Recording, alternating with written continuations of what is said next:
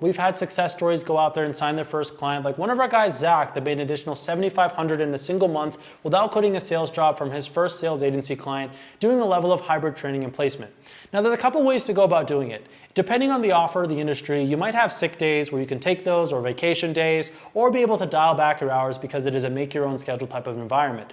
And that's where when you have a client that's been able to pay you maybe $5,000 or $6,000, consider dialing back your hours to compensate for the amount of income or offset the income that you'll be making with your client's retainer. So if I was making $12,000 a month working 40 hours a week, well, I could maybe cut my hours down to 20 hours a week and make that $6,000, knowing that I'm making in another $6,000 from my client, and my quality of life won't change, but I'll be able to build something that, should the client grow, I can replace my sales job entirely because it has a lot more upside. The other thing you can do is focus on selling the once-off services, maybe just an audit, a CRM build, a sales placement, a training.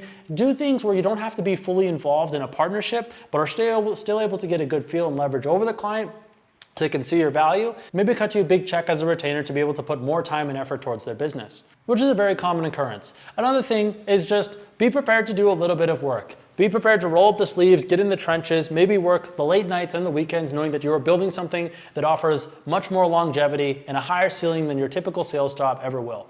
One of our members, Desmond, for example, did this while still working as a salesperson, signed a venture-backed startup as his first client, and was able to go on and make $25,000 in his first 6 weeks with them, helping them figure out their strategy for bringing their product or service to the market as a sales agency. So by no means do you need to quit your sales job to start. Maybe make your first couple dollars, see that it's possible, and then and only then go all the way in with it.